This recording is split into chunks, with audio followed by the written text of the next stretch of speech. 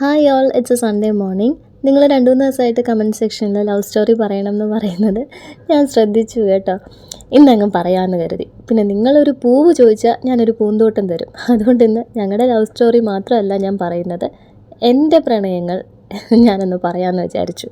അപ്പോൾ അതിന് മുൻപേ ഇന്ന് ഞായറാഴ്ച ആയതുകൊണ്ട് ബീഫാണ് മേടിച്ചിട്ടുള്ളത് കേട്ടോ. ബീഫ് കറി വെച്ച് രാവിലെ അപ്പം ഉണ്ടാക്കുവാണ്. ഉച്ചക്കത്തേക്ക് ഒരു സാലഡേ ഉണ്ടാക്കുന്നുള്ളൂ. ഇന്നലത്തെ മോരും അവിയലും കുറച്ച് ഫ്രിഡ്ജിലിരിപ്പുണ്ട്. പിള്ളേർക്കും എനിക്കുമൊക്കെ അത് മതി. ആലനായിട്ട് കുക്കുംബറും പച്ചമുളകും കൂടെ അരിഞ്ഞിട്ട് ഒരു ചെറിയ സാലഡും ഉണ്ടാക്കുന്നുണ്ട് കേട്ടോ. പിന്നെ ഒരു കാര്യം കൂടെ പറഞ്ഞോട്ടെ, ഈ കഥയും അതിലുള്ള ആൾക്കാരും ഒക്കെ ജീവിച്ചിരിക്കുന്നവരും മരിച്ചവരുമായിട്ട് എല്ലാ തരത്തിലുള്ള ബന്ധമുള്ളതുകൊണ്ട് ഞാൻ മാക്സിമം ഇതൊന്ന് ഒതുക്കിയേ പറയത്തുള്ളൂ. എനിക്കത്ര വേഗമായിട്ട് പറയാൻ പറ്റില്ല. ഇതാരെയും ബാധിക്കരുത് എന്നൊരു വാശി എനിക്കുള്ളത് കൊണ്ട് തന്നെ എനിക്ക് പറയാൻ പറ്റുന്ന രീതിയിൽ ഞാൻ പറയാം. അപ്പോൾ എൻ്റെ ആദ്യത്തെ പ്രണയം 10ാം ക്ലാസ്സിൽ ടപ്പേന്ന് തുടങ്ങി ടപ്പേന്ന് അവസാനിച്ചൊരു പ്രണയം. ഞാൻ പറഞ്ഞില്ലേ, എനിക്ക് ഈ ഇരവിപുരവും പള്ളിയും ഇതൊക്കെ കഴിഞ്ഞാൽ അങ്ങോട്ടൊന്നും എനിക്കറിയത്തില്ല. 10th കഴിഞ്ഞപ്പോഴത്തേക്ക് അവൻ്റെ വീട് എവിടെയാണെന്ന് എനിക്കോ ഞാൻ എവിടെയാണെന്ന് അവനോ, പിന്നെ ഫോണും ഒന്നും ഇല്ലല്ലോ. 10th ഒരു ലാസ്റ്റ് മന്തൊക്കെയാണ് പുള്ളി എന്നോട് പറയുന്നതും പ്രപ്പോസ് ചെയ്യുന്നതും ഒക്കെ.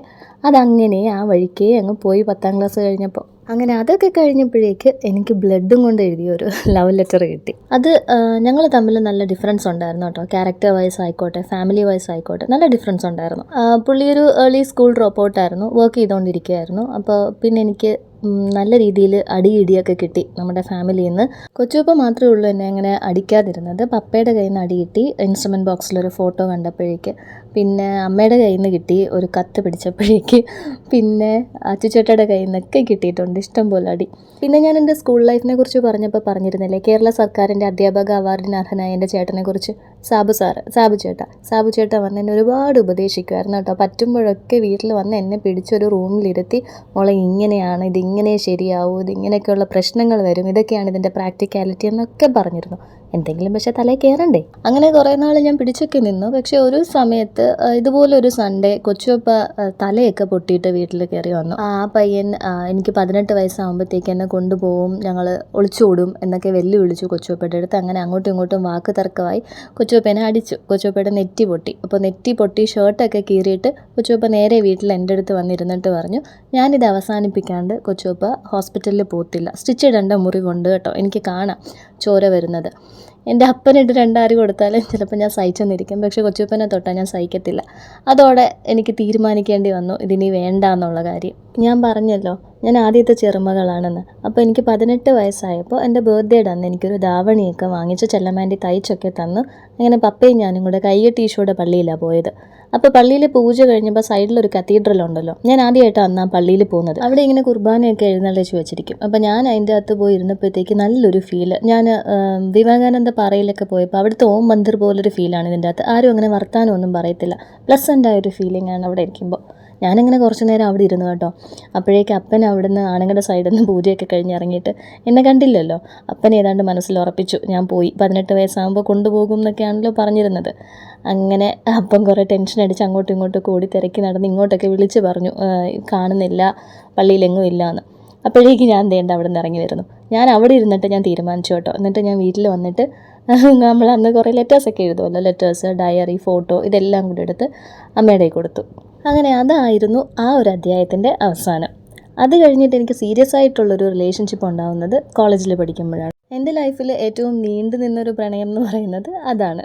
ആ സമയത്ത് എൻ്റെ ഫോണിലേക്ക് കുറച്ച് മെസ്സേജസ് ഒക്കെ വന്നു കേട്ടോ. ആരാന്ന് ചോദിച്ചപ്പോൾ എന്നോട് സിംഗം എന്നാണ് പറഞ്ഞത്. അന്ന് സിംഗമൊക്കെ റിലീസായ ടൈമിലാണ്.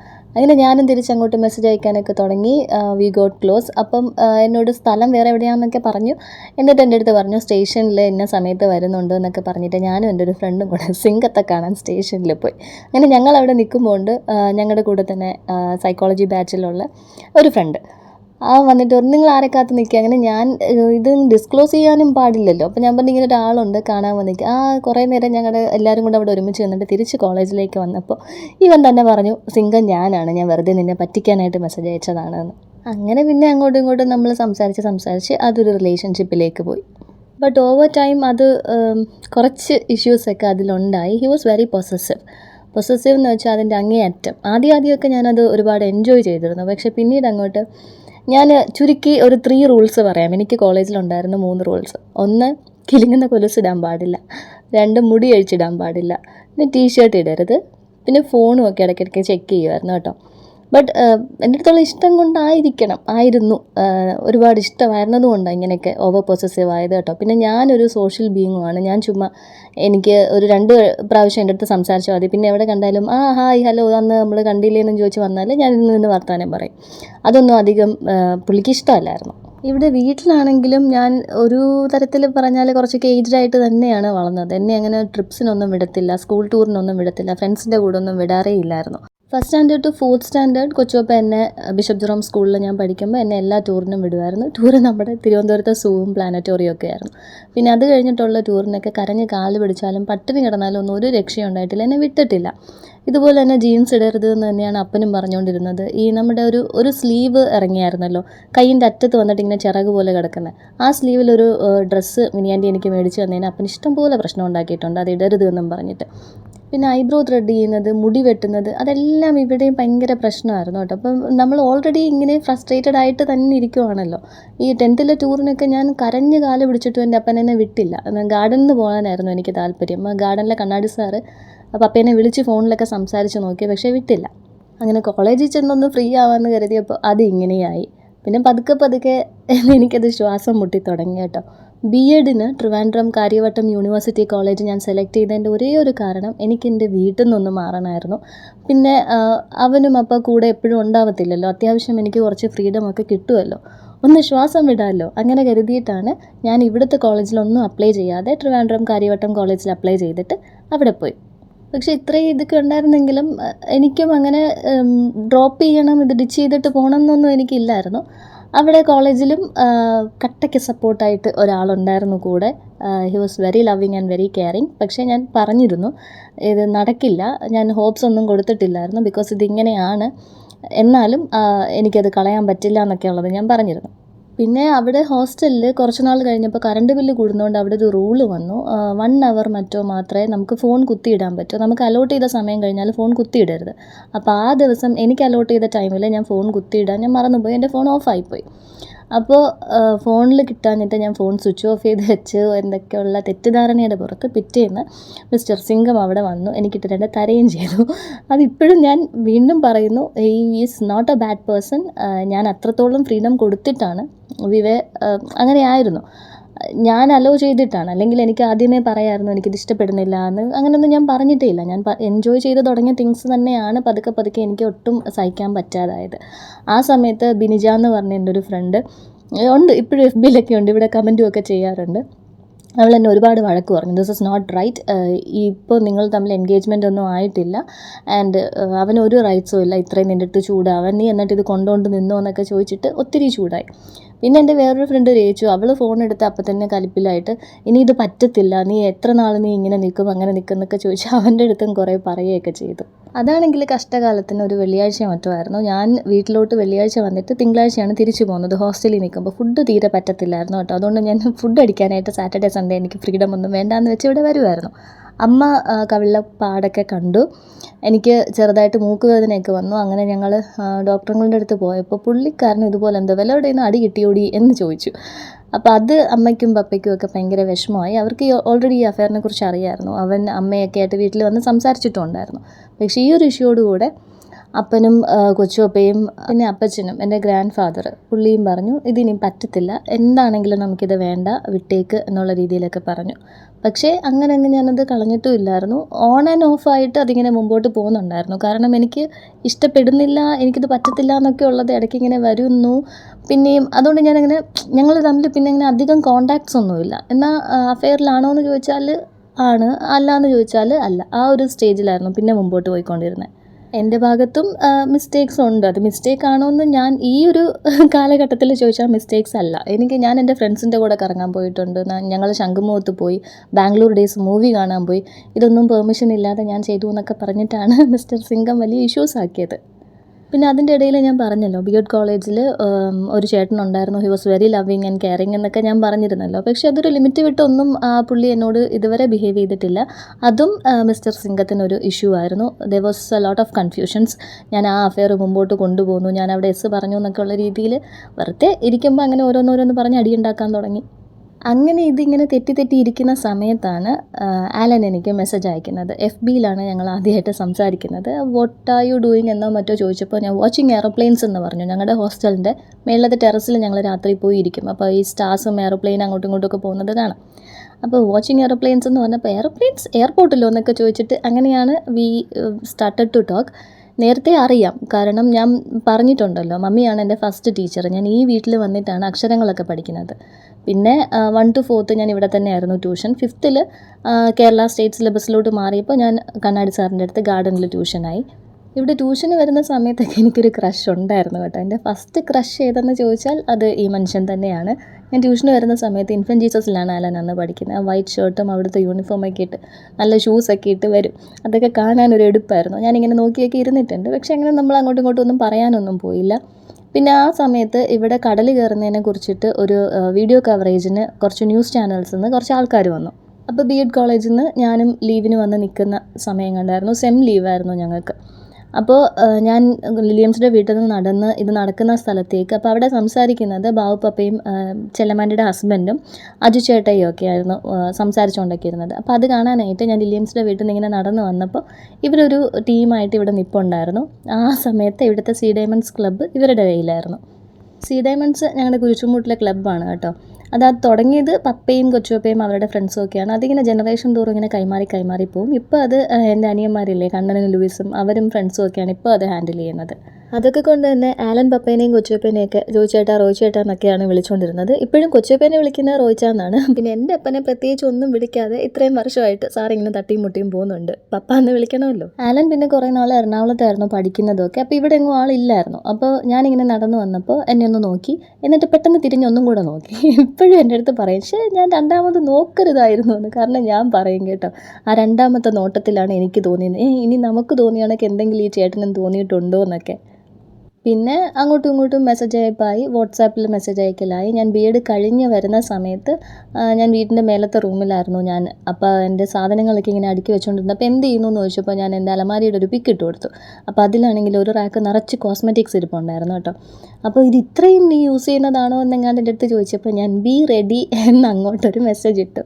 വെറുതെ അങ്ങനെ ഒരു തമാശയ്ക്ക് ഇട്ടേ കേട്ടോ. പിന്നെ ഡയറക്റ്റായിട്ട് ഞങ്ങൾ ഇതുവരെ അങ്ങോട്ടും ഇങ്ങോട്ടും ഒരു പ്രപ്പോസൽ നടത്തിയിട്ടില്ല. ബട്ട് ഇങ്ങനെ ഓൺ ആൻഡ് ഓഫ് ആയിട്ട് എന്തെങ്കിലുമൊക്കെ അങ്ങോട്ടും ഇങ്ങോട്ടൊക്കെ പറഞ്ഞ് ഇതുപോലെ കൊളുത്തിക്കൊണ്ടിരിക്കും. അപ്പോൾ മിസ്റ്റർ സിംഗും എന്നെ ഇങ്ങനെ ഒറ്റയ്ക്ക് ട്രിവാൻഡ്രത്തേക്ക് എവിടെയോ തിരിച്ച് വരാൻ സമ്മതിക്കുകയൊന്നും അധികം ചെയ്യാറില്ലായിരുന്നു കേട്ടോ. സർട്ടിഫിക്കറ്റ്സ് എങ്ങാണ്ട് വാങ്ങിക്കാൻ പോകേണ്ട സമയത്ത് he was also coming with me ട്രെയിനിൽ. അപ്പോൾ ഞാൻ പോകാൻ നേരത്ത് ആലനോടും ഞാൻ പറഞ്ഞിരുന്നു ഞങ്ങളിങ്ങനെ പോവുകയാണ് എന്നൊക്കെ പറഞ്ഞിരുന്നു. അപ്പം എനിക്ക് ഒരു മെസ്സേജ് അയച്ചു. അത് ഞാൻ കണ്ടില്ല ആക്ച്വലി. ബാക്കി ചാറ്റൊക്കെ ഞാൻ ഡിലീറ്റ് ചെയ്തെങ്കിലും ചാറ്റിലൊന്നും അങ്ങനത്തെ കാര്യങ്ങളൊന്നും ഇല്ല കേട്ടോ. നമ്മളിപ്പോൾ വർക്ക് എന്താണ് ഏതാണ് അങ്ങനെയൊക്കെ ചോദിച്ചു തുടങ്ങുന്ന സമയമായിട്ടുള്ളൂ. അത് ലാസ്റ്റത്തെ മെസ്സേജ് ഞാൻ കണ്ടില്ല. അത് don't be late otherwise you will get angry എന്നോ അങ്ങനെ എന്താണ്ടായിരുന്നു. പിന്നെ ഞാൻ നേരത്തെ പറഞ്ഞല്ലോ, ഞങ്ങൾ എപ്പോൾ മീറ്റ് ചെയ്താലും ആദ്യത്തെ ഒരു റൊട്ടീൻ എൻ്റെ ഫോൺ ചെക്ക് ചെയ്യലാണ്. ഫോണിൻ്റെ ലോക്ക് അഴിച്ചപ്പോഴേക്ക് തന്നെ ഈ ഒരു മെസ്സേജ് നോട്ടിഫിക്കേഷൻ ബാറിൽ കിടക്കുന്നത് അവൻ കണ്ടു. മതിയല്ലോ, അപ്പോഴേക്കും അവൻ ഞാൻ ഫോണിലെ മെസ്സേജ് കണ്ടിട്ട് പറഞ്ഞു ഇവനായിട്ട് അധികം ചാറ്റ് ചെയ്യണ്ടെന്ന് പറഞ്ഞു.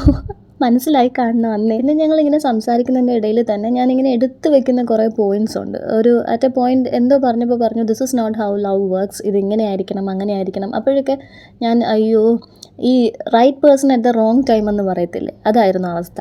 പിന്നെ അത് കഴിഞ്ഞപ്പോഴേക്ക് we started seeing each other. ഞങ്ങൾ ഡേറ്റ്സിനൊക്കെ പോകാൻ തുടങ്ങി. ഞങ്ങൾ വേളിയിലോട്ടൊക്കെ പോയിട്ടുണ്ട് ഇവിടുന്ന്.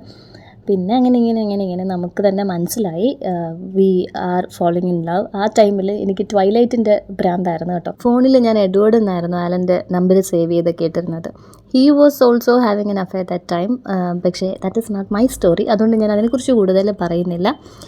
എന്തായാലും ഇത്രയും കോംപ്ലിക്കേഷൻസ് ഇതിൻ്റെ അകത്തുള്ളത് കൊണ്ട് തന്നെ we had to go through some rough patches. പിന്നെ ഞാൻ ആ കപ്പിൽ എഴുതിയിരിക്കുന്നത് ഇന്നലെ പറഞ്ഞില്ലേ, when I wanted a star, എനിക്ക് കിട്ടിയ ഗാലക്സിയാണ് ആലൻ. എൻ്റെ ഫ്രീഡത്തിൻ്റെ കാര്യത്തിലായാലും അതുവരെ ഹി യൂസ് ടു സേ മുടി വെട്ടാനും അങ്ങനെ പുറത്തു പോകാനും അങ്ങനെയൊന്നും നമ്മൾ ആരുടെ അടുത്തും ഒന്നും ചോദിക്കരുത്. It is about you should make your decisions എന്നൊക്കെ ഇപ്പോഴും ഞാൻ അറിയാതെ ഔട്ട് ഓഫ് ഹാബിറ്റ് ചോദിക്കും കേട്ടോ. ഞാൻ ഇങ്ങോട്ട് പോട്ടെ, ഞാൻ അവിടെ പോട്ടെ, ഞാൻ ഇത് ചെയ്യട്ടെ എന്നൊക്കെ ചോദിക്കും. And he use to say അങ്ങനെ ചോദിക്കരുത്, എന്തിനാ എന്നോട് അങ്ങനെ ചോദിക്കുന്നത്, ഡോണ്ട് ഡൂ ദാറ്റ്. അല്ലെങ്കിൽ എല്ലാവരും വിചാരിക്കും നീ അങ്ങനെ പെർമിഷൻ എടുത്തിട്ട് ചെയ്യുന്നതാണെന്ന്. Don't do that, do your things and let me know. ഞാൻ ഈ സമയത്ത് വരില്ല, ഞാൻ ഇവിടെ പോവുകയാണ്, അല്ലെങ്കിൽ ഞാൻ ഫ്രണ്ട്സിൻ്റെ കൂടെ പോവുകയാണ്, just let me know and do your thing എന്ന്. അങ്ങനെ പിന്നെ ഒരു ദിവസം മിസ്റ്റർ സിംഗത്തോട് ഞാനിതൊക്കെ ഡിസ്ക്ലോസ് ചെയ്തു. ഇതിങ്ങനെയൊക്കെയാണ്, നീ ഇങ്ങനെയൊക്കെ ആവുന്നതുകൊണ്ടാണ് എനിക്ക് ഇങ്ങനെയൊക്കെ വരുന്നതെന്ന്. ഒരു പോയിന്റിൽ ഹീ ടു ഹാഡ് എഗ്രീഡ്, ഞാൻ ഇച്ചിരി ഓവറായിരുന്നു, അതുകൊണ്ടാണ് ഇങ്ങനെ സംഭവിച്ചതെന്ന്. But that change him a lot. അതും പറഞ്ഞിട്ടുണ്ട് കേട്ടോ എന്നോട്. He is A good person. Because ഈ ലിയോസ് ലവിലായാൽ ഇങ്ങനെയാണ്, അവർ ഭയങ്കര പൊസസീവ് ആയിരിക്കും. ഞാനും ഒരു ലിയോ ആണ്, അവനും ഒരു ലിയോ ആയിരുന്നു. അതുകൊണ്ട് ഫ്രം മൈ സൈഡ് ഞാൻ എങ്ങനെ ആലൻ്റെ അടുത്ത് കാണിക്കുന്നു എന്നുള്ളത് വെച്ചിട്ട് എനിക്കറിയാം that is very justifiable to a point. അപ്പോൾ അങ്ങനെ ഇങ്ങനെ വൺ ഫൈൻ ഡേ ഡാഡ് കൊച്ചുപ്പേനെ വിളിച്ചു. കൊച്ചുപ്പ ഇവിടെ വന്നിട്ട് തിരിച്ചു വന്ന് ലില്ലിയൻസി എടുത്ത് പറഞ്ഞു, ഇങ്ങനെ മാരേജിൻ്റെ കാര്യം പറയാനാണ് വിളിച്ചത് എന്നൊക്കെ പറഞ്ഞു. They all way very happy. ഇവരൊക്കെ ഒരുമിച്ചിരുന്ന് കള്ളൊക്കെ കുടിച്ചുകൊണ്ടിരുന്ന ടീംസ് ആയിരുന്നു. പിന്നെ നല്ലൊരു ഫാമിലി അല്ലേ. ഞാൻ പണ്ടേ അവിടെ ലില്ലിയംസിൻ്റെ വീട്ടിൻ്റെ മുമ്പിൽ ഇരുന്നിട്ട് എനിക്ക് ആരതിയിലാടണം, അന്ന് സ്റ്റേജിന് ആരതി എന്നാണ് ഞാൻ പറഞ്ഞുകൊണ്ടിരുന്നത്. അപ്പോൾ ആലൻ്റെ വീട്ടിൻ്റെ ടെറസ് കാണിച്ചിട്ടാണ് ഞാൻ പറയുന്നത് എനിക്ക് ആരതിയിലാടണമെന്നൊക്കെ. പിന്നെ ഇതിൻ്റെ ഇടയിലൊരു സംഭവം ഉണ്ടായിരുന്നു കേട്ടോ. B.Ed കഴിഞ്ഞ് ഞങ്ങൾ അങ്ങോട്ടും ഇങ്ങോട്ടും കോൺടാക്റ്റ് തുടങ്ങിയപ്പോൾ സ്കൂളിൽ ആനുവൽ ഡേ വന്നു, സിറ്റാഡലിൽ ആനുവൽ ഡേ വന്നു. അപ്പോൾ മമ്മി ഒരാളെ ഡാൻസ് പഠിപ്പിക്കാൻ തപ്പിക്കൊണ്ടിരിക്കുകയായിരുന്നു. ആലൻ മെസ്സേജ് അയച്ചിട്ട് ഞാൻ സ്കൂളിൽ പോയായിരുന്നു. ചിലരൊക്കെ എന്നെ ഇപ്പോഴും കളിയാക്കും, ഞാൻ ഡാൻസ് പഠിപ്പിക്കാൻ പോയി കണ്ണും കൈയും കാണിച്ച് വശത്താക്കിയതാണെന്ന്. പിന്നെ ചെറുപ്പത്തിൽ ഞാൻ ചോറ് കഴിക്കാത്തതിന് ഇവിടെ ഒരു ഡോഗ് ഉണ്ടായിരുന്നു. ആ സമയത്ത് ഇവിടുത്തെ ഡോഗ് കുറയ്ക്കുന്നത് കാണിച്ച് എന്നെ പേടിപ്പിച്ചൊക്കെ ചോറൊക്കെ തന്നിട്ടുണ്ടെന്ന്. ഏതായാലും അങ്ങനെ ഇങ്ങനെയൊക്കെ ഞങ്ങളുടെ എൻഗേജ്മെൻ്റ് ആയി. സ്കൂൾ ഉള്ളതുകൊണ്ട് തന്നെ ഓണം വെക്കേഷൻ എൻഗേജ്മെൻറ്റും ക്രിസ്മസ് വെക്കേഷനും ആയിരുന്നു കല്യാണം. December 31st ആയിരുന്നു കല്യാണം. കല്യാണത്തിനും മിസ്റ്റർ സിംഗം വന്നിട്ടുണ്ടായിരുന്നു. ഞങ്ങൾ പള്ളിയിലോട്ട് കയറുന്നതിന് മുമ്പ് ഒരു ഫോട്ടോ എടുത്തിട്ട് അങ്ങ് പോയി പുള്ളി. പിന്നെ ഈ ഹൃദയം മൂവിയിൽ അവൻ പറയുന്ന ഒരു ഡയലോഗില്ലേ, നമുക്ക് അങ്ങനെ റിഗ്രറ്റ്സ് ഒന്നും നമുക്ക് തോന്നത്തില്ല. കാരണം വൺ ഫൈൻ ഡേ നമ്മൾ ഉണർന്നെണീക്കുമ്പോൾ നമ്മുടെ സൈഡിൽ കിടക്കുന്ന അവൻ പറയുന്നത് അതിൽ അവളെയും കുട്ടീനെയും കാണുമ്പോൾ നമുക്ക് എല്ലാത്തിൻ്റെ അർത്ഥം മനസ്സിലാവുമെന്നാണ്.